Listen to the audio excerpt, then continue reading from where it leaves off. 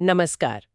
आज हम एक बहुत ही गहरे रहस्य पर बात करने वाले हैं, नागलोक।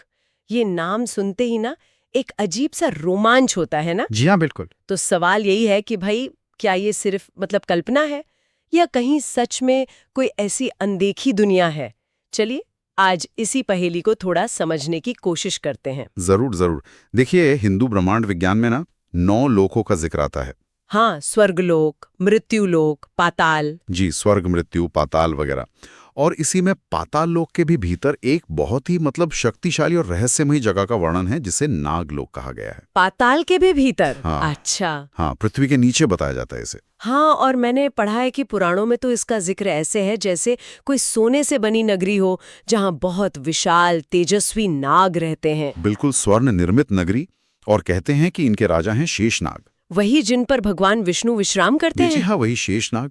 ये कल्पना ही अपने आप में कितनी भव्य है। सही में। पर ये जो नाग हैं, सिर्फ बड़े सांप समझे इनको या कुछ और भी? नहीं नहीं, यहीं पर बात समझने वाली है। जैसा कि पौराणिक स्रोत बताते हैं, ये नाग केवल भीमकाय सर्प नहीं थे।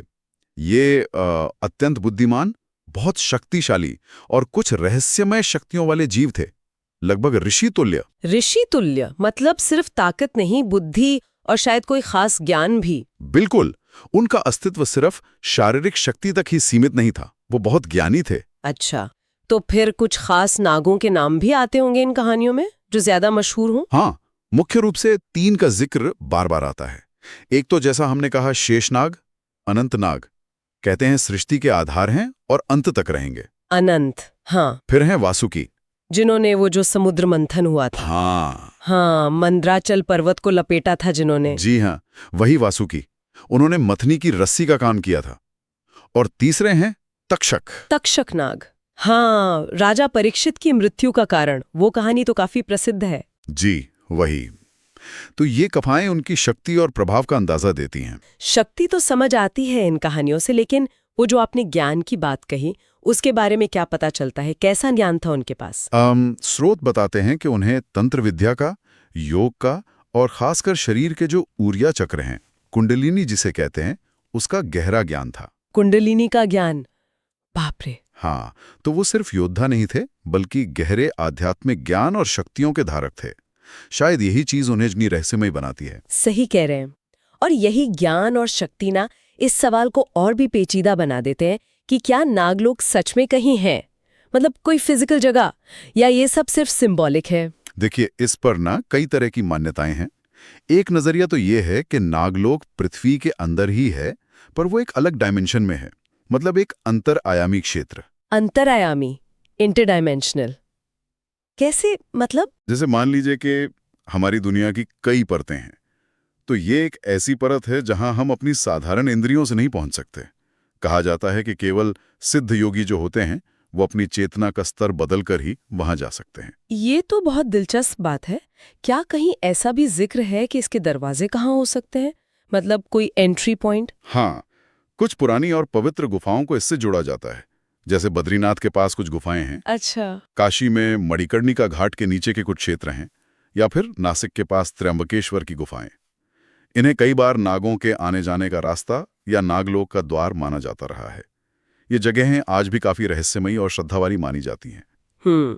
और अगर ये पृथ्वी के भीतर नहीं है तो कोई और थ्योरी भी है? हाँ, कुछ विद्वान ये भी सोचते हैं कि नागलोक शायद कोई दूसरा ग्रह हो, या कोई बिल्कुल ही अलग आयाम जो हमसे फिजिकली कनेक्टेड ना हो, पर शायद एनर्जी के लेवल पर जुड़ा हो। एनर्जी लेवल पर, जैसे क्वांटम लेवल पर कुछ होता है? कुछ वैसा ही समझ लीजिए। अलग होते हुए भी जुड़े होना। ये विचार थोड़ा जटिल है, पर एक संभावना ये भी मानी जाती है। वाकई, ये तो सोचने वाली बात है। खैर, ये सब तो हुई सिद्धांत की बातें, लेकिन भारत में तो आज भी नागों को बहुत माना जाता है ना, पूजा होती है उनकी। हाँ बिल्कुल, इसमें कोई शक नहीं। भारत के आप किसी भी कोने में चले जाइए, उत्तराखंड से लेकर नीचे केरल तक, नागों की पूजा आज भी पूरी श्रद्धा से होती है। हाँ, नागपंचमी का त्योहार तो सब जानते हैं। जी, नागपंचमी तो है ही, साथ ही आपको अनगिनत पुराने नाग मंदिर मिलेंगे। कुछ ऐसी रहस्यमयी झीलें भी हैं जिनके बारे में मान्यता है कि उनमें नाग रहते हैं। ये कमाल है कि हजारों साल पुरानी कथाएं और मान्यताएं आज भी इतनी जिंदा हैं। हाँ, और इसकी वजह यह है कि नागों को सिर्फ एक जाति या प्रजाति की तरह नहीं देखा जाता। उन्हें प्रकृति की जो मूल ऊर्जाएं हैं ना, जीवन शक्ति, उर्वरता, उनका रक्षक माना जाता है। अच्छा, ऊर्जाओं का रक्षक। जी, जल के, पृथ्वी के, पाताल के रक्षक। इसीलिए उनका सम्मान सिर्फ डर से नहीं है, बल्कि जीवन के प्रति एक तरह के आभार से भी जुड़ा है।